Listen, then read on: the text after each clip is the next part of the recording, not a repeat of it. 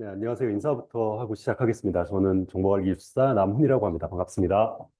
지금 평일날 저녁에 사실 여기까지 오는 게 쉽지 않죠. 저도 한 4년 정도 전에 설레는 마음으로 기술사가 뭐지? 하는 마음으로 이제 여기 왔었던 게 좀 기억이 나는데 아마 여러 가지 생각들을 많이 하고 오셨을 것 같아요. 뭐 어떤 분들은 기술사 시험이 뭘까? 내가 할 수 있는 건가 한번 호기심에 오신 분들도 있으실 거고, 그게 아니라 과거에 정말 한번 조금 도전을 해보셨다라고 하면, 아, 어떻게 좀 달라져 있고, 내가 이번에는 좀 될 수 있는 방법이 뭐가 있을까, 이런 실마리를 좀 찾으러 오신 분들도 좀 있으실 텐데요. 여러 가지로, 답을 좀 오늘은 찾아가실 수 있게 제가 좀 잘 설명을 좀 드려보도록 하겠습니다. 저는 121회 정보관리기술사 그리고 122회 컴퓨터 시스템 응용기술사입니다. IT계 기술사가 이제 두 가지 유형이 있는데요. 어떻게 감사하게도 두 가지 다 가지고 있는 상황이 좀 됐고요. 경력은 주로 이제 플랫폼 기업에서 주로 일을 했습니다. 그래서 커머스라든지 아니면 배달앱 그런 쪽에서 프로덕트 오너라고 하는 그 역할로 좀 일을 했었고, 주로 인공지능이나 클라우드 그리고 MSA 뭐 이런 어떤 최신 기술들을 좀 다루는 그런 회사였던 것 같습니다. 그런 부분에 있어서 최신 기술들을 좀 다룰 수 있는 기회들이 좀 많이 있었고요. 그러다 보니까 이제 인공지능 쪽에 석사도 전공해가지고 또 졸업도 한 상황이기도 하고요. 멘토링은 한 4년 정도 했습니다. 또 동기간에 전국에서 최대 좀 많은 합격자분들을 저랑 같이 공부하신 분들이 합격하신 그런 케이스도 만들 수가 있었고요. 자, 오늘은 그 한 네 가지 정도의 내용으로 설명을 좀 드리려고 합니다. 기술사 시험 소개랑 그리고 도대체 기술사 합격하려면 어떻게 해야 된다는 건가? 이게 사람이 할 수 있는 일인가? 뭐 이런 부분들, 이런 거 설명을 좀 드리려고 하고요. 아마도 그러면 저희 라이즈움에 오셨을 때 그럼 이런 부분들을 어떻게 니즈들을 좀 해결해 줄 수 있지? 이런 게 궁금하실 텐데 그 부분. 그리고 마지막에 제일 궁금해 하시는 부분. 기술사 합격하면 도대체 뭐가 좋냐? 저한테 제일 많이 주시는 질문이기도 한데 그런 부분에 대한 답을 좀 드리려고 합니다. 네, 처음에 이제 시험 부분인데요. 아마 아시는 분들도 좀 있으실 것 같아요. 앞에서 잠깐 설명 좀 드렸듯이 IT 쪽의 기술사는 두 가지 유형이 있습니다. 정보관리 기술사랑 그리고 컴퓨터 시스템 응용 기술사입니다. 네, 그래서 아마도 기사 가지고 계신 분들도 많이 있으실 거예요. 그런데 기사 그 다음 레벨로 사실 국가공인으로 치자면 제일 이제 최고의 자격증이라고 볼 수 있고요. 그럼 이 사람들이 어떤 걸 하냐라고 보면 예컨대 이제 정보관리 기술사 같은 경우엔 정보 관리에 관한 고도의 전문 지식, 실무 경험 이런 것들을 가지고 컨설팅이나 아니면 기술 지도 이런 업무를 수행한다고 이제 지정이 되어 있습니다. 이건 제가 얘기한 게 아니라 저렇게 조금 정의가 되어 있는 부분들이고요. 컴퓨터 시스템 응용 기술사는 컴퓨터 하드웨어 그리고 소프트웨어에 관한 고도의 전문 지식입니다. 이쪽은. 그래서 이렇게 보면은 잘 모르실 것 같아요. 그래서 조금 더 쉽게 좀 설명을 좀 드리면 정보관리기술사 같은 경우에는 회사 내에서도 관리 업무를 하시는 부분들이 있고 또 실무 업무를 하시는 분들이 계시잖아요. 네, 그러면 정보관리기술사 같은 경우에는 관리 업무에 있어서의 어떤 최고 자격증 그리고 컴퓨터 시스템 응용기술사 같은 경우에 내가 실무 분야에 있어서 최고의 자격증이다라고 생각하셔도 뭐 무방할 것 같습니다. 네, 시험 합격하려면 그럼 어떻게 해야 할까? 네, 요 세 가지 이제 단계로 좀 설명을 좀 드리고 있는데, 검정 기준은 IT 전문 지식 측정, 그리고 분야별 실무 경험, 뭐 기술 응용 능력 확보, 저렇게 이제 산업인력공단에는 저렇게 이제 게시가 좀 되어 있고요. 근데 실무적으로만 보면, 저희가 이제 시험 준비하는 과정에서만 보면, 일단 전공은 크게 상관이 없는 것 같아요. 네, 뭐 IT 경험도 마찬가지고요. 분야는 대략 한 13개 분야가 있습니다. 저희는 그거를 도메인이라고 부르고 있고요. 네, 그 중에서도 대략 한 6개 정도는 필수 도메인이라고 얘기하고 있어요. 예컨대 소프트웨어 공학이라든지 인공지능이라든지 뭐 정보보안이라든지 이런 부분들, 그런 부분들이 좀 필수이고요. 문제도 이 6개에서 대략 한 80% 정도가 출제가 됩니다. 그래서 대부분 공부를 시작하시는 분들 보면 지금 여기 오신 분들처럼 이제 기본 핵심반이라고 하는 정말 입문 과정부터 좀 시작을 해서 준비를 하고 계시고요. 응시 자격은 아마 다 살펴보시지 않으셨을까 생각은 좀 되는데, 내가 기사를 가지고 있다라고 하면 기사를 취득한 이후로 4년만 지나 있으면 되셨습니다. 네. 정보관리 기준으로만 보면 IT 쪽에 그 어떤 경험이나 이런 경력이 없으셔도 괜찮아요. 네. 저 4년 안에는요. 컴퓨팅 같은 경우에는 특별한 그런 경험이 필요하지만요. 그리고 산업기사를 취득하셨다고 하면 대략 한 5년 정도가 필요합니다. 네, 뭐 대졸 6년, 뭐 자격증이 없다고 하더라도 한 9년 정도의 경험만 있으시면 응시하는데 전혀 문제가 없습니다. 절차는 이렇게 되는 것 같아요. 대략 한 1차 필기, 그리고 중간에 합격한 사람들 대상으로 내가 자격이 되는지를 자격 심사를 받게 되고요. 자격 심사를 받는다는 얘기는 내가 실제 경력이 4년이 되는지 이런 것들이 이제 경력 증명서 내고 뭐 이런 부분이라고 생각하시면 될 것 같아요. 그리고 2차 면접 시험 합격한 사람들은 이제 2차 면접 시험을 보고 이제 합격을 하게 되는 부분이 있습니다. 1차 필기 시험 합격하고 대략 한 2차 면접 시험을 이제 보게 되는데요. 면접 기회는 대략 한 2년 동안 응시가 가능하니까 1년에 3번 있거든요. 내가 필기를 합격했다는 가정하에 6번의 면접 기회가 주어지는구나. 이렇게 생각하셔도 될 것 같습니다.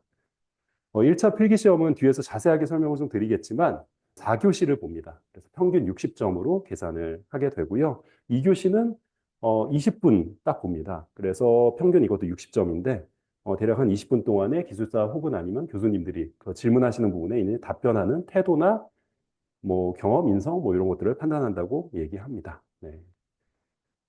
자, 시험은 대략 좀 이렇고요. 올해도 시험이 이렇게 있었어요. 보통 이제 정보관리기술사로 보면 1년에 시험이 3번 있습니다. 과거에는 2번밖에 없었어요. 그런데 이게 IT 전문가들이 좀 부족하다 보니까 대략 한 2020년도, 19년도 정도부터는 이제 3번씩 해서 이제 사람을 뽑기 시작했고요. 올해도 3번 정도가 있었고, 2월, 5월, 8월 이렇게 있습니다. 대략 저런 일정으로 공지가 되는 것 같아요. 그래서 한 1년에 한 3번 정도 시험이 있구나. 다만 이제 컴신 같은 경우에는 응시하시는 분들이 그렇게 많지 않아서 1월이랑, 그러니까 2월이랑 8월 저렇게 양쪽 중간 시험이 없는 거죠. 그래서 올해 만일 제가 소개드리는 이 과정에 입가를 하게 되시면 우리는 8월 23일 시험에 맞춰서 이제 준비하는 그런 반이 되는 거고요. 1차 필기 시험이 4교시라고 말씀드렸어요. 1교시당 100분씩 시험을 봅니다. 쓰는 시험이에요. 네, 그래서 컴퓨터 시험에 익숙하셨다라고 하면 쓰는 연습부터 시작을 하셔야 되고요. 1교시는 1교시형, 2교시는 2교시형, 네, 그리고 2, 3, 4교시니까 2교시형으로 보죠, 형태로. 그래서 1교시는 단답형으로 물어봅니다. 그리고 2, 3, 4교시는 이제 주관식 논문형으로 좀 보게 되는데요. 이제 의견을 좀 적어야 되는 내용들이죠. 그렇게 보고, 그래서 대략 저희가 9시에 시험이 시작하면 4교시가 끝나는 시간이 이제 5시 20분, 네, 끝나게 됩니다. 그래서 이게 뭐 수능도 아니고 이게 아마 시험 본 지 꽤 오래되셨을 텐데 일단 여기서부터가 허들이에요. 네. 그래서 중간에 이걸 못 푸시는 분들이 많이 또 중간에 밥 먹고 집에 가시기도 하고 이러는데 일단 내가 4교시까지만 시험을 볼 수 있다라고 하면 이제 기본적인 어떤 셋은 갖춰져 있다고 좀 저희가 얘기하기도 합니다. 1교시형 문제가 그럼 어떻게 나올까? 잠시 뭐 조금 경험해 보실 수 있도록 제가 가지고 온 거고요. 저렇게 나옵니다. 13개 문제가 출제가 돼요. 뭐 아까 말씀드린 것처럼 단답형이라고 말씀드렸잖아요. 네, 이렇게 물어보는 게 하나로 이렇게 물어봅니다. 개인정보 보호 강화 기술 이 뭔지 써봐라. 네, 이렇게 되고요. 오른쪽에 보시는 거는 예시 답안입니다. 그래서 우리가 60점 이상 받으면 그러니까 합격 수준이니까 1교시 기준으로 10개를 썼을 때 60점이 넘으려면 대략 한 문제당 6점씩을 받으면 되거든요. 그래서 저기 이제 6.3점 받으신 답안인데, 한 문제당 6점 이상이면 합격 수준이구나. 이렇게 판단하시면 될 것 같아요. 그래서 대략 보통 이제 한 문제당 1.5페이지 정도 작성을 하는 것 같습니다. 네, 문제당 뭐 1.2페이지에서 1.5페이지 정도 이렇게 작성을 보통 하고 그렇게 하다 보면 대략 한 뭐 합격하시는 분들 보면 13페이지에서 14페이지 정도 이렇게 작성하시는 것 같아요. 네. 저걸 다 어떻게 쓰나 이런 생각이 좀 드실 텐데 다들 이제 하다 보면 다 쓰게 되시고요. 2교시형 보겠습니다. 논술형이라고 말씀 좀 드렸는데, 이제 물어보는 게 좀 늘었죠. 네. 아까는 하나 딱 물어봤는데, 이제는 ESG 경영의 목표, 주요 지표, 그리고 지원하기 위한 정보 기술. 네, 이렇게 물어보는 게 일단 많아지고요. 얘네 글 간의 흐름이 있어요. 그래서 저희가 학교 다닐 때도 보면, 글은 기승전결로 써야지 이렇게 얘기를 하잖아요. 그렇게 이제 논리적으로 구성하는 답안을 좀 구성을 해줘야 됩니다. 네. 그래서 이 오른쪽에 이제 답안 같은 경우도 그렇게 이제 답변을 한 거고요. 2교시 같은 경우에는 6개 중에서 4개를 골라서 씁니다. 네. 그러니까 한 문제당 25점이죠. 네. 그런데 우리가 보통 한 60점 받으면 합격 수준이라고 얘기하니까 이것도 한 문제당 15점이 넘으면 합격 수준이구나. 네, 이렇게 좀 봅니다. 그래서 대략 한 3페이지는 기본으로 작성을 해야 되고요. 2교시 기준으로 보면. 이렇게 3페이지를 좀 작성을 하고 나면 333에서 12페이지에서 뭐 13페이지 이렇게 작성을 하면 이제 합격 수준이 된다고 보시면 될 것 같습니다. 그래서 이제 실제 점수들이에요. 저희 반 합격하셨던 분들 점수를 가지고 온 거고요. 이제 합격자 분들 1교시, 2교시, 3교시, 4교시 이렇게 나와 있고 보통 보면은 여기 뭐 이분 같은 경우에는 여기 1교시 71.4, 나머지 그러니까 1, 2, 3교시 같은 경우엔 60점이 다 넘으셨어요. 네, 근데 4교시가 48점밖에 못 받으셨네요. 네, 그래도 평균 점수가 60점이 넘으면 합격이다. 네, 이런 부분이고요. 마찬가지로 여기 있는 이분도 1, 2교시는 잘 봤지만 네, 3, 4교시가 조금 부족하네요. 그래도 평균 점수가 60점이 넘으니까 합격입니다. 네. 불합격자 점수는 이렇게 보시면 아시겠지만 다른 교시들이 60점이 넘었다 하더라도 네, 평균 점수에서 이렇게 60점이 안 되면 네, 불합격이 되는 걸 이제 보실 수가 있고요. 그래서 전반적으로 내가 어떤 교시를 잘 봐가지고 막 점수를 올리고 이런 것도 중요하지만 전반적으로 이제 평균을 맞추는 부분들이 중요하다. 그리고 한 교시가 비록적 그렇게 조금 점수가 낮더라도 평균으로 판단을 하기 때문에 좌절하실 필요는 없다. 교시별로. 네, 전체적으로 평균만 맞추면 되니까요. 자, 그러면 도대체 이 시험은 몇 명이나 합격을 하는 시험인가? 네, 엄청 어렵다던데, 이 궁금하실 것 같은데요. 이건 평균적입니다. 대략 한 400명 응시하면 필기에 25명 정도가 붙는 것 같아요, 합격자가. 그리고 이제 2차까지 가면 한 20명 정도로 합격합니다. 그럼 여기서 이제 몇 가지 포인트들이 있는데요. 네, 1차 합격하는 인원들로 따지면 네, 한 25명인데, 저기 보면 25명 중에 지금 20명을 뽑잖아요, 면접은. 네. 대략 필기 합격만 하면 채점관 멱살 잡고 싸우지만 않으면 네, 대략 뭐 합격은 다 하는구나 이렇게 생각하셔도 괜찮을 것 같아요. 네. 그래서 저희가 필기만 이렇게 합격을 하면 기숙사가 이제 됐구나 이렇게 기숙사 대우를 해줍니다. 저희끼리는 네. 어려운 시험을 통과했기 때문에 그래서 대략 한 8에서 11% 네, 이 정도가 되고요. 그래서 연 단위로 보면 정보관리 기숙사 기준으로 한 75, 그래서 많이 뽑을 때는 한 100명까지도 뽑는 것 같아요. 그래서 제가 우스갯소리로 1년에 100등 안에만 드시면 된다, 전국에서. 네, 그럼 합격이다. 이렇게 말씀을 드리기도 하고, 2년 안에도 200등 안에만 들면 합격하는 거니까, 근데 그렇게 관점을 바꿔서 보면 이 시험이 그렇게 어려운 시험은 아니다라는 말씀을 드리고 싶고요. 컴퓨터 시스템 응용 기술사는 보시는 분들이 그렇게 많지가 않아요. 아까 말씀드렸다시피 이제 실무적인 부분이 막 들어가다 보니까 아무래도 이제 처음에 접근하시기 어려운 부분들이 좀 있죠. 그래서 응시 인원이 30명 정도밖에 안 됩니다. 그래서 합격 인원도 평균 이제 한 2명에서 3명이죠. 네. 필기 합격하는 인원들도. 그래서 최종 합격도 2명, 1명에서 2명 이렇게 뽑고 있고요. 합격률은 그래서 좀 더 높은 것 같아요. 한 10% 정도로. 그래서 전략적으로 나는 실무를 조금 더 잘 알고 조금 글씨나 아니면 뭐 약간 답안 구성하는데 어려움이 좀 있으신 분들은 오히려 이렇게 좀 경쟁을 조금 줄이기 위해서 전략적으로 컴시응을 선택하기도 하십니다. 네. 자, 아마 여기 계신 분들 여러 가지 동기를 가지고 여기 오셨을 것 같은데, 제가 이거 설문조사를, 저희 반 같은 게 이제 설문조사를 하고 있고, 어떤 동기로 이제 공부를 시작하시는지를 이제 여쭤봤어요. 보면 가장 많은 게 이제 노후 대비가 굉장히 많습니다. 최근에 더 그런 것 같아요. 네, 그러다 보니까 전반적으로 공부 시작하시는 분들의 어떤 생각 자체가, 이게 회사가 나를 책임져 주는 시대는 이제 간 것 같고, 내가 내 어떻게 보면 능력 가지고 살아야 되는데 어느 자격증 막 이렇게 막 여러 가지 많이 이제 준비하시다가 결국에 기술사로 돌아오시는 게 이제 굉장히 기술사 같은 경우엔 실제적인 이제 도움 같은 것들이 있으니까 감리라는 게 있기 때문에 법적으로 보장이 되는 연세가 좀 드셨어도 이제 오랫동안 전문가처럼 일을 할 수 있는 여지들이 좀 있기 때문에 그래서 많이 오시는 것 같아요. 그만큼 기술사가 이제 보장되는 여지도 넓고 그리고 활동할 수 있는 영역도 좀 넓다 보니까 그렇게 많이 하시는 것 같고 주로 이제 한 30대에 있으신 분들은 자아실현이라든지 아니면 뭐 승진 가점들, 네, 아니면 폭넓은 활동. 일사 합격하게 되면 뭐 몇 가지 활동하는 것만 말씀드려도 이제 평가위원으로 평가를 하러 간다든지 아니면 저처럼 강의를 하거나 이제 책을 쓸 수도 있고요. 그런 것들 생각하고 좀 많이 오시는 것 같습니다.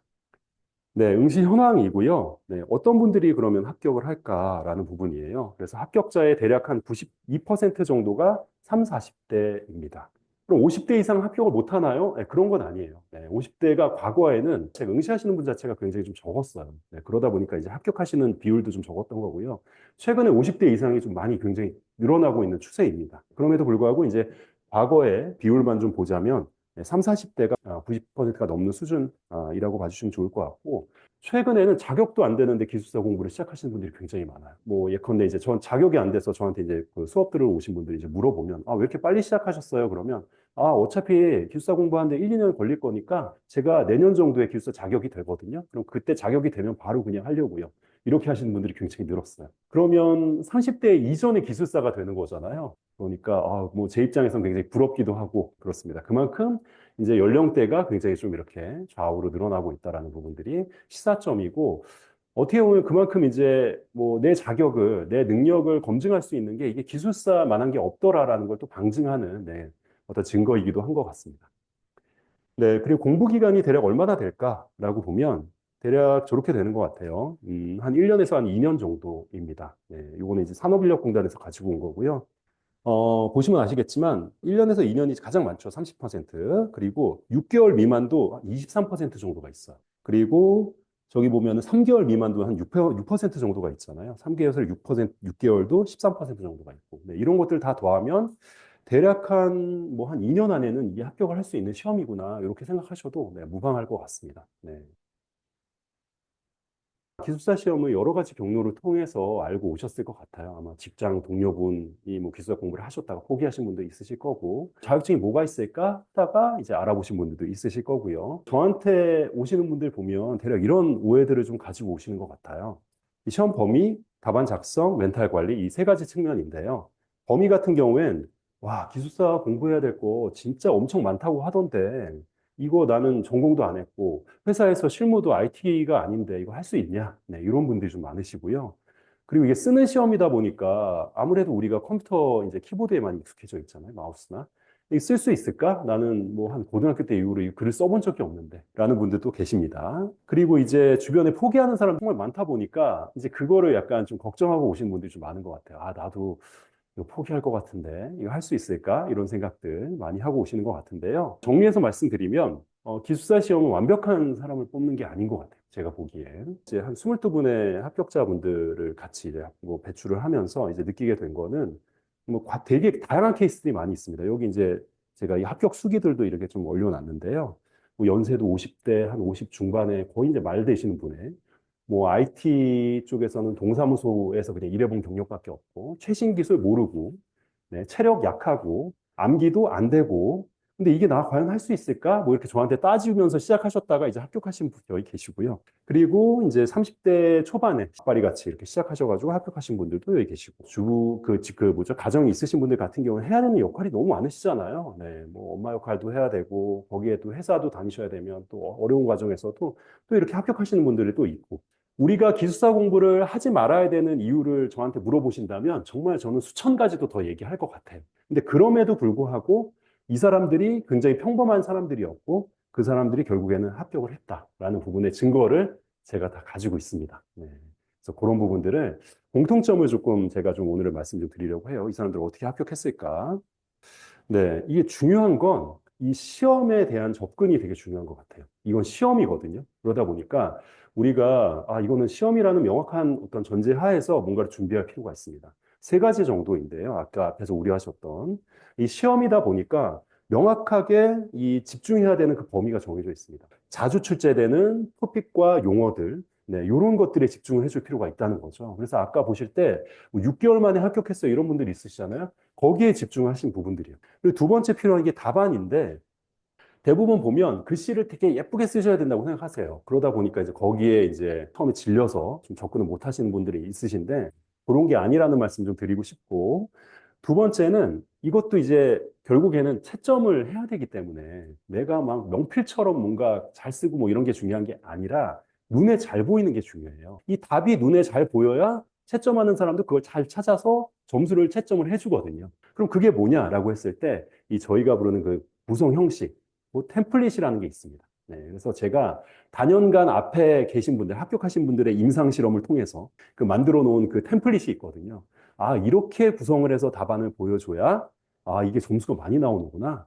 여기다 이걸 써줘야 점수가 많이 나오는구나. 네, 이런 부분들을 만들어 놓은 거의 뭐 결집체 같은 게 있기 때문에 그런 부분으로 접근만 한다면 어렵지 않은 시험이라는 얘기 드리고 싶고, 이제 멘탈 관리 좀 우려하시는 분들 많으세요. 저는 유리 멘탈이에요. 조금만 해도 저는 막, 뭐죠, 포기하고 싶어지고 뭐 이래요. 이러신 분들 되게 많은데, 그런 분들을 가만히 좀 살펴보면 보통은 기대치가 높은 경우들이 많아요. 그러니까 본인의 수준은 굉장히 낮은데, 기대치는 당장 다음 달에 합격하는 그런 수준들을 설정했고 오신 분들이 많거든요.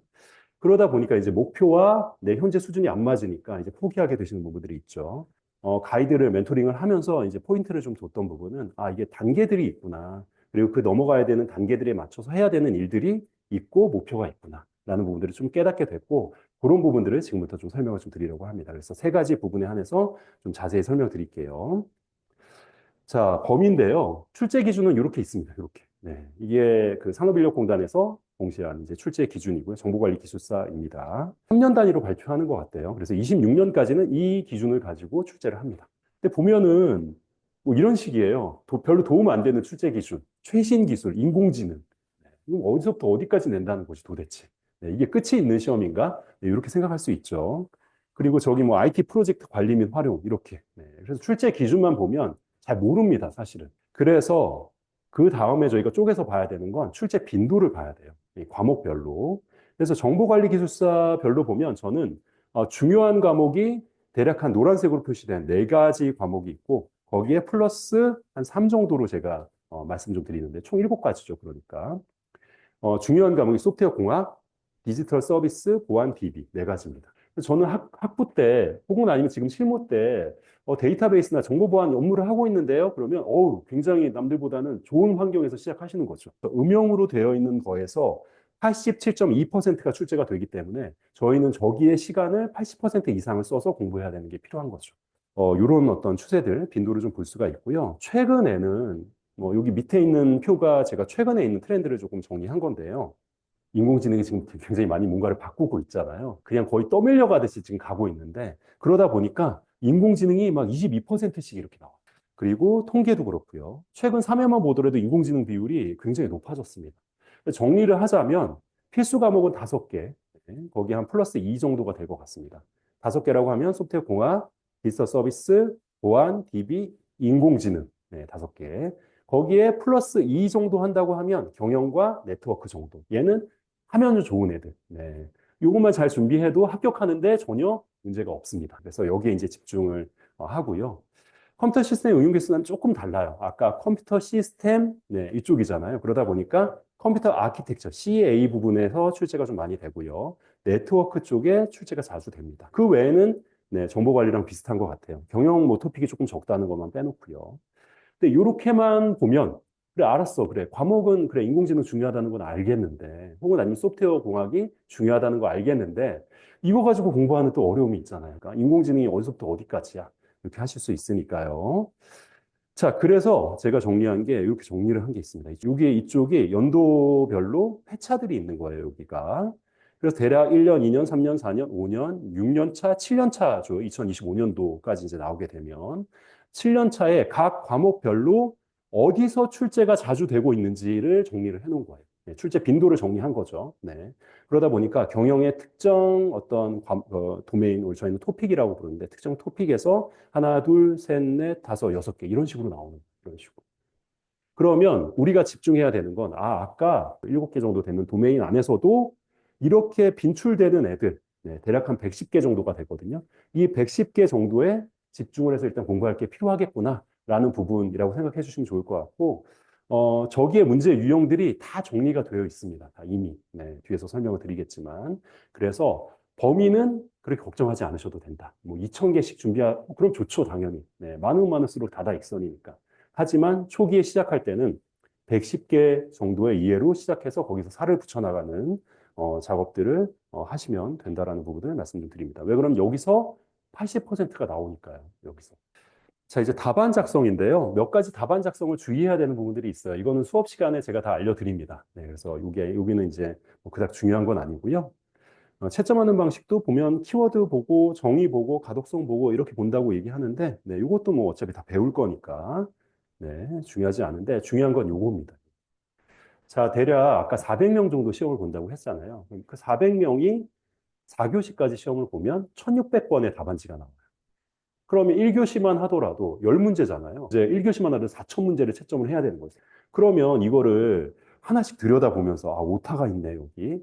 얘는 왜 글을 이렇게 썼지? 네, 이걸 볼 시간이 과연 있을까라고 했을 때 과감히 저는 없다고 생각을 하고요. 네, 그래서 저도 이제 채점을 하지만 채점을 하는 그 포인트들이 정해져 있습니다. 여기 보시면 파란색으로 표시가 되어 있는 부분이에요. 그러니까 예컨대 저 부분만 보면 이분이 이 지식을 관련해서 알고 있는지를 알 수 있어요. 네. 그래서 저희가 수업 시간에도 집중해서 볼 건 이 템플릿, 그러니까 이 채점자들이 눈에 잘 띄는 저 채점 존에 어떻게 하면 키워드를 눈에 띄게 잘 보여줄지, 구성을 어떻게 할지, 이런 부분들을 배우는 게 중요하다는 거죠. 그래서 약간 기술사가 독하기 어려운 게 좀 이런 것 같아요. 내가 막 그냥 공부만 해서 사지선다로 찍는 거면 그냥 할 수는 있겠는데, 그걸 또 이렇게 표현하는 것들도 네, 계속 이제 연습을 해야 되니까. 네, 글씨 고민하시는 분들 좀 있으실 것 같은데, 여기 왼쪽이 예전이고요. 오른쪽이 개선이 된 겁니다. 똑같은 것 같죠. 네. 근데 명확하게 개선이 된 겁니다. 뭐가 개선이 된 거야, 이게? 라고 하면, 아까 그 채점 존이라고 하는 사용 그 눈에 채점관들이 채점을 하기 편하게 보면은 표 안에 다 들어가 있어요, 지금. 네. 글씨는 뭐 똑같습니다. 그런데 채점을 하기 좋게 키워드들과 그림들이 배치가 되어 있는 게 좀 달라요. 그래서 왼쪽 같은 경우에는 내가 그냥 지식을 막 풀어놓기 바빴다고 하면 오른쪽에 있는 내용은 저희가 소위 얘기하는 템플릿이라고 하는 그런 구조에 의해서 네, 표현을 한 부분으로 개선을 한 네, 예시 답안입니다. 그래서 혹시나 글씨 때문에 조금 생각을 조금 하셨던 분들이 있으시다면 좀 안심하셔도 된다. 결국에는 이렇게 구조화시키는 게 더 중요하다라는 부분을 말씀 좀 드리고 싶었고요. 멘탈 관련된 얘기를 좀 드릴 텐데요. 이게 저희 반에서 6개월 만에 합격하신 분 답안지예요. 보면은 이분 같은 경우에는 뭐 제가 코칭을 할 게 별로 없었던 것 같아요. 왜 그러냐면 시간 내에 이미 이렇게 4페이지씩 쓰시는 분이었기 때문에 제가 알고 있는 지식들을 조금 더 첨부해 드리는 부분이었거든요. 근데 대부분의 분들은 이럴 수가 없어요. 네. 네, 제가 대략 몇백 명을 만나봤지만 사실 이런 분들은 그냥 한 5명 미만이었던 것 같아요. 그래서 대부분의 분들은 네, 이렇게 쓸 수 없다라는 걸 전제로 하고 이런 것 같아요. 요거는 이제 제가 모의고사 점수들을 이제 분포를 다른 반이랑 비교를 해서 둔 건데요. 이쪽이 이제 일반적인 패턴입니다. 보통은 어떤 식으로 이제 기숙사 시험을 접근을 하시냐면, 나는 2, 3개월 만에 합격을 해야지. 그러니까 일단은 합격 수준을 굉장히 높게 잡고 오세요. 그러다 보니까 하루가 계속 좌절의 연속인 거예요, 그냥. 나는 왜 이렇게 머리가 안 좋지? 나는 왜 이렇게 글이 안 써지지? 네, 이런 식으로 하다 보니 여기 보면은 아시겠지만 이게 등수거든요. 100등 요 라인들. 여기 많잖아요. 그렇죠? 여기 보면은 이 중위권으로 갈수록 어떻죠, 지금? 거의 뭐 이런 필터링 걸린 것처럼 사람들이 우두두 다 떨어져 나가잖아요. 네. 저게 이유는 뭐냐면 다 포기해서 그래. 한 2, 3개월 만에 다. 그럼 이분들이 왜 포기를 할까? 뭐 결론만 말씀드리면 오른쪽은 이제 저희 반에 실제 이제 단계적으로 구성을 한번 해본 건데요. 왜 포기를 할까라고 보면 그냥 한 번에 그걸 뛰어넘을 생각들을 하는 거죠. 합격자 자반을 나는 기본도 안 돼 있는데 갑자기 합격자처럼 아까 이렇게 쓰고 싶은 거죠. 네. 근데 이렇게 쓰는 사람은 거의 없습니다. 네. 그래서 내 지금 수준을 이해하고 그 단계별로 맞춰져 있는 저희는 목표와 준비들이 좀 필요한데 그렇게만 잘 맞추면 이렇게 포기하지 않고 갈 수 있어요. 이렇게. 네. 차근차근 등수를 올릴 수 있습니다. 그렇다 하더라도 2년 안에 되니까. 네. 그래서 내가 뭔가 조금 빠르게 합격해야지라는 어떤 조급함을 가지고 오셨다라고 하면 이 시험은 조금만 더 긴 호흡을 가지고 단계적으로만 접근하면. 근데 결론적으로 더 빨리 합격해요. 이렇게 하시는 분들이. 합격할 수 있다라는 부분을 말씀드리고 결국엔 포기하지 않는 게 중요하니까요. 그러니까 멘토링을 하다 보니까 성숙도가 한 4가지 레벨이 있는 것 같습니다. 그래서 1단계 초기가 여기 계신 분들이죠. 네. 기본적으로 쓰는 게 안 되시는 분들. 이런 분들이 1단계이고요. 요게 이제 쓰는 게 다 끝나고 나면 그 다음에 이제 2단계로 넘어갑니다. 이제 여기서부터는 이제 지식을 올려나가는 작업들이에요. 1단계가 그릇을 만들어 나가는, 글의 구조를 만들어 나가는 작업이라고 하면 그 위에 기술 키워드를 올려가는 게 2단계, 3단계, 4단계 이렇게 올라가는 과정들이 있습니다. 이강민님 같은 경우에는 지금 2단계세요. 그러니까 지금 토픽을 숙지하는 게 굉장히 중요하고 그래서 암기 위주로 좀 공부하면 좋을 것 같습니다라는 어떤 그런 가이드들이 다 있습니다.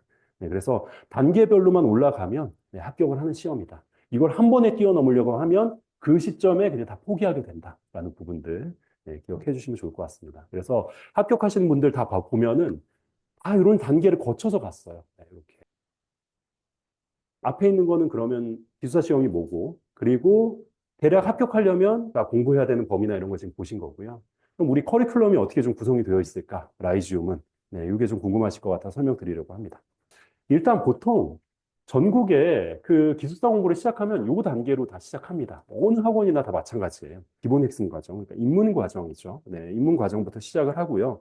그게 아까 우리 저 밑에 있었던 1단계를 극복하는 그 과정입니다. 9주에서 길게는 13주 정도가 되거든요. 이게 이제 끝나게 되면 성숙도 1단계가 달성이 되게 되고요.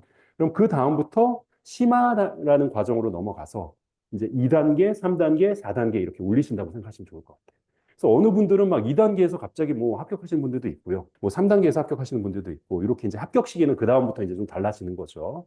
그래서 한 번에 합격하면 심화 한 번에도 합격하시는 분들도 있으시고, 아니면 심화 2번에 합격하시는 분들도 있으시고. 그래서 대략 심화가 연에 한 2번 정도가 있으니까 심화 2번을 하면 1년 정도가 되는 거거든요. 그럼 기본반 한 번에 심화 2번을 하면 1년 반 만에 합격을 하시는 거예요. 네, 여기 계셨던 분들도 다 그런 과정들을 통해서 다 합격하신 분들이었어요. 자, 그래서 저희도 거기에 맞춰서 할 거고, 성숙도 1단계 아까 보셨던 가장 밑단계 단계를 빠르게 극복할 수 있는 커리큘럼으로 좀 짜여져 있습니다. 그래서 아까 범위 같은 경우엔 110개의 그 핵심 토픽들 있잖아요. 그걸 이제 차근차근 공부하면서 가실 수 있도록 준비가 좀 되어 있고요. 그리고 답안 작성하는 것도 같이 병행해서 좀 진행을 합니다. 그래서 이거는 쓰는 연습이기 때문에 답안 작성과 이론을 이제 병행해서 진행을 해야 되는 부분들, 이런 부분들이 좀 있습니다. 자, 저희 반의 뭐 차별점이라고 얘기를 하면 보통 이런 것 같아요. 저도 이제 타학원에서도 강의도 하고, 타학원에서 공부도 하고, 이렇게 했었지만, 타학원 과정들은 이렇습니다. 네, 지금 같은 입문 과정이 끝나고 나면 아까 심화 과정으로 넘어가야 된다고 말씀 좀 드렸잖아요.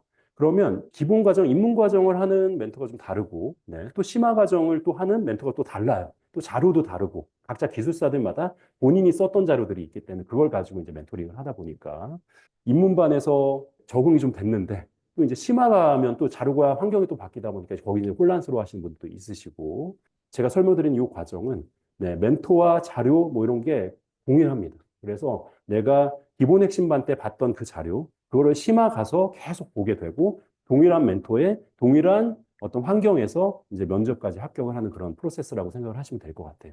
그래서 변수 없이 내가 공부에만 집중해서 네, 할 수 있는 그런 코스이다라고 봐주셔도 될 것 같습니다.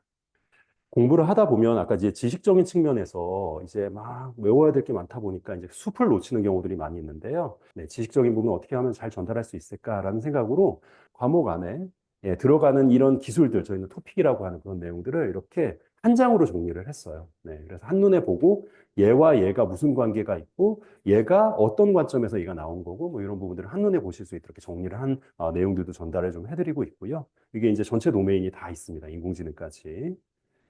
그래서 밑에 있는 거는 제가 샘플 강의로 올려놓은 거니까 한번 보시면 좋을 것 같고, 아까 보셨다시피 인공지능 같은 경우가 비중이 굉장히 높아졌습니다. 네, 바로 직전에도 16.1%, 앞으로 더 높아질 것 같아요. 제가 보기에. 기본 핵심반 과정 자체가 이 인공지능에 집중해서 하기가 굉장히 어려워요. 처음엔 이제 도메인을 막 여러 도메인들을 해야 되니까. 근데 저 같은 경우에는 이제 회사에서도 인공지능을 쓰는 프로덕트를 만들었고, 그리고 인공지능 석사도 전공했기 때문에 그 과정에 있어서 기초를 알려드리는 그 부분들을 좀 특화시켜 놓은 게 있습니다. 초기부터 아예 인공지능에 관련된 벽을 조금 허물고 접근할 수 있도록 하는 부분들을 코칭을 좀 해드리고 있는 부분이 좀 차별점이고요. 그리고 이제 공부를 하시다 보면 예전에는 막 이렇게 공부했었어요. 막 자료 같은 경우에도 보면은 막 여기저기 인터넷을 서칭하고 챗GPT 막 열어가지고 막 물어보기도 하고 이렇게 이제 공부하다 보면 시간이 너무 오래 걸리거든요. 그래서 여기 밑에 계신 기술사분들이랑 그러지 말고 우리가 그냥 책을 한번 써보자라고 해가지고 이렇게 다 정리를 다 해놨어요. 네, 그래서 왼쪽에 있는 게 기존에 있는 교과 참고서라고 얘기하면 이거를 조금 더 개선해가지고 저희가 수험서 형태로 제공을 만들었고 그거를 이제 프린트된 형태로 제공을 해드릴 예정입니다. 자, 뭐 글씨 교정 이런 것도 좀 코칭을 같이 드릴 예정이고요. 네, 전체 자료가 다 심화반이랑 100%다 동일한 자료를 사용합니다. 심화반에서 다 보고 있는 자료들 이렇게 환경을 다 구축을 해놨어요. 이렇게. 그래서 이 기본 자료들, 그리고 아까 보셨던 그 한 장 정리된 도메인들, 네, 이런 애들도 이렇게 정리가, 과목별로 이렇게 다 정리가 다 되어 있고요. 보다가, 얘는 뭐지? 라고 생각하면 이거 클릭해가지고, 네, 해당 내용을 참고서를 열어서 보실 수도 있게, 네, 이렇게 다 구조화시켜서 다 놔뒀고, 기본반과 심화반 자료들 이렇게 다 모아놓고, 그리고 이제 시험 때는 출제가 될 것 같은 애들. 최근 같은 경우는 이제 SKT 유심 사태가 있었잖아요. 그런 애들 나올 것 같은 애들 제가 정리해가지고 이렇게 따로 강의를 찍어가지고 이렇게 올려놓기도 합니다.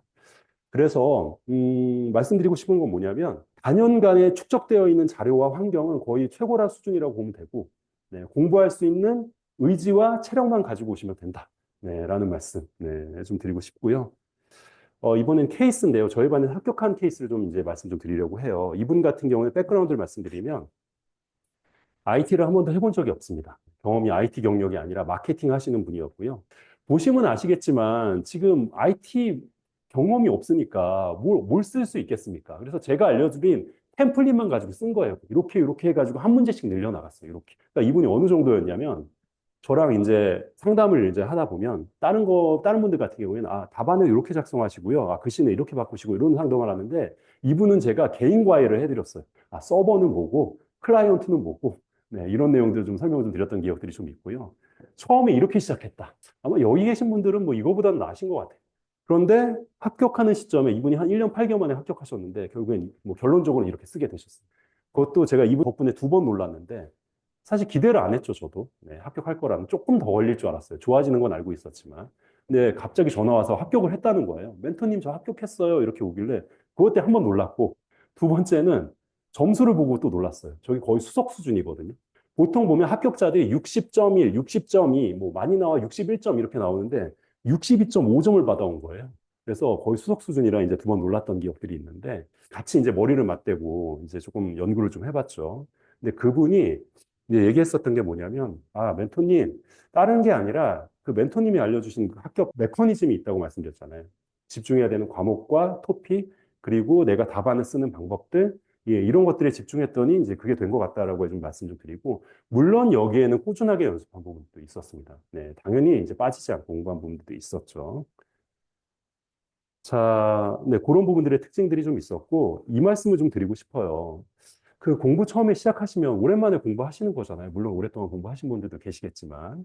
근데 제가 이제 지켜봤을 때 이런 것 같아요. 뭔가 내 의지에 맡겨서 하는 건 오래 못 가요. 네. 그러니까 예컨대 이런 거죠. 내가 몸무게를 다이어트 해가지고 5kg 빼야지. 이런 것들 있잖아요. 그래서 막 끊어요. 네. 이렇게 내 의지에 맡겨놓는 것들은 오래 못 간다. 일단. 제가 여러 명을 보면서 느꼈던 거예요. 멘토님 진짜 안 빠질게요. 막 이런 분들. 네. 다음부터는 진짜 열심히 할게요. 이렇게 의지에 맡기면 안 돼. 네. 그럼 뭐냐? 뭐에 맡겨야 돼? 시스템을 만들어놔야 됩니다. 시스템.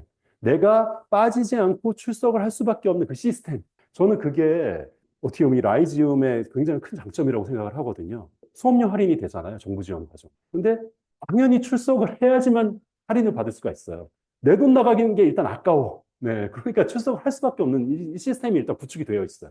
그래서 보통 보면 저 왼쪽에 있는 게 제가 타학원에 있을 때 이제 그 출석률인데 대략 9주 과정이라고 하면 한 5주 차가 지나가고 나면 반이 남아 있습니다. 이 20명으로 시작돼 있으면 10명 남아 있는 거죠. 그런데 이제 마이즘 같은 경우에 제가 이게 118기 기준인데요. 이 기준으로 봤을 때 마지막 수료했을 때 90%가 생존했어요. 이 얘기는 뭘까? 강제적으로 내가 이거를 공부를 할 수밖에 없는 시스템들이 이미 구축이 되어 있다. 그래서 되게 좋은 조건이다.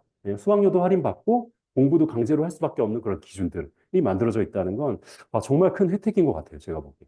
자, 지금 그 제가 설명드리는 과정은 평일 과정입니다. 그래서 어떻게 구성이 좀 되어 있냐면 총 13주차 과정으로 되어 있고요. 각 주차에는 이런 식으로 좀 진행이 돼요. 월요일 날은 답안 작성, 쓰는 거 연습하는 거죠. 그리고 수요일 날은 이론 수업을 합니다. 그래서 나눠져서 이제 좀 진행이 된다라고 봐주시면 좋을 것 같고, 이론 수업도 각 주차별로 이렇게 과목들이 조금씩 이제 계속 변경이 돼요. 소프트웨어 공학 했다가 디지털 서비스, 인공지능 뭐 이런 식으로 해서 5월 19일 날 저희가 개강을 하고요. 네. 그리고 8월 13일 날 이제 끝내는 이런 일정입니다. 그래서 총 13주로 진행이 되는 일정이고요. 이게 이제 좋은 점이 있다고 하면 주말에 이제 어떻게 보면 시간 활용이 굉장히 좀 용이한 부분들이 있어요. 네. 그래서 보통은 이제 주말에 수업이 있으면 주말에 수업 듣느라고 내가 혼자 공부하고 정리할 시간이 별로 없거든요. 근데 이거는 내가 어쨌든 평일 시간은 굉장히 막 사투리를 아껴서 쓴 거잖아요. 그럼 여기에 이제 덩어리 시간이 남으니까 이때 내가 혼자서 공부를 할 수 있는 시간이 확보가 된다라는 부분. 네, 이런 게 좀 장점인 것 같아요. 그리고 종교나 혹은 아니면 뭐 집에서 나는 주말에 꼭 애를 봐야 돼. 뭐 이런 분들이 이제 평일 과정으로 오시면 조금 혜택이 좀 있는 것 같습니다. 네, 제가 설명드릴 건 대략 다 끝나기는 했고, 네, 마무리 좀 하도록 하겠습니다. 저는 30대 후반에 기숙사를 시작했어요. 주변에 이제 선배가 있었는데 그 선배가 나는 기숙사 할 거야 막 이렇게 얘기하시는 거예요. 그래서 도대체 기숙사가 뭐지? 이렇게 해서 시작을 했습니다. 2011년 정도였고요. 그때 30대 후반이었어요. 그래서 이제 9주차 과정을 그때 들었는데 7주에서 8주 정도 하고 하니까 이건 내가 못할 것 같은데? 라고 생각하고 마지막에 9주차에 그냥 안 갔어요. 안 갔는데 되게 신기한 게 한 번 내가 기술사를 알게 됐잖아요. 네, 그러니까 머릿속에 계속 생각이 나는 거예요. 내가 그 못 이룬 그 꿈, 기술사 해가지고 8년이라는 시간이 지났고 30대 말에는 내가 느끼지 못했었던 여러 가지 상황들의 또 변화들도 있었어요. 회사 내에서의 어떤 상황들, 전문성이 강화해야 되는 부분들도 있었고, 내 스스로의 능력을 키워야 되는 부분들, 이런 부분들 때문에 40대 중반에 다시 시작해서 네, 1년 만에 이제 합격을 한 케이스입니다. 아마 연세가 여기도 다 다양하실 것 같아요, 나이대들이. 그런데 여러 가지 이유들이 좀 있으실 것 같은데, 뭘 하시든 지금이 제일 빠른 시기다라고 생각을 하시면 좋을 것 같고요. 자, 대부분은 이렇게 사시는 것 같아요. 잘 한번 돌아봐 보시면, 저도 이랬던 것 같습니다. 문제는 항상 많죠. 뭐 애가 아프고, 뭐 회사에 무슨 일이 있고, 장애가 나고, 항상 문제는 많아요. 그걸 해결하느라고 저는 영을 만들기 위한 인생을 계속 살아왔던 것 같아요. 나는 나이는 계속 먹어가는데, 내 인생은 그냥 나아지는 게 계속 없이 그냥 끝도 없는 평행선처럼 가고 있는 거죠. 그래서 이거를 뚫어야겠다고 생각한 게 저는 이제 기술사라고 생각을 했고요. 당연히 어렵죠. 하지 말아야 되는 이유는 수천 가지도 넘어요. 정말 기술사 하지 말아야 되는 이유는. 저거를 한번 뚫지 않으면 첫 쳇바퀴를 벗어날 수 없다라는 부분들이라고 꼭 말씀을 좀 드리고 싶고, 저도 이렇게까지 될 줄은 몰랐어요. 똑같이 그 앉아 계신 그 자리에 앉아서, 아, 저 사람처럼 나도 되고 싶다. 아, 언제 나는 기술사 할 수 있을까? 뭐 이런 생각을 했는데, 결국에 지금 앉아 있는 그거, 그리고 학원에 등록하는 거, 그리고 9주 동안 학원에 충실하게 나가는 거, 그리고 심화 가서 공부하는 거, 그냥 이 과정을 충실하게 하다 보니 자격증도 기술사 자격증도 2개 생기고, 감리할 수 있는 역할도 생기고, 이런 게 그냥 나는 하루하루 충실했을 뿐인데, 네, 이게 되거든요, 진짜로. 네, 그래서 조금 기술사가 멀게 있으셨다고 하더라도 먼 게 아니다. 하루하루의 충실한 과정들이 결국에 나를 네, 저 성공으로 이끌어 준다라는 부분 말씀을 좀 드리고 싶고요.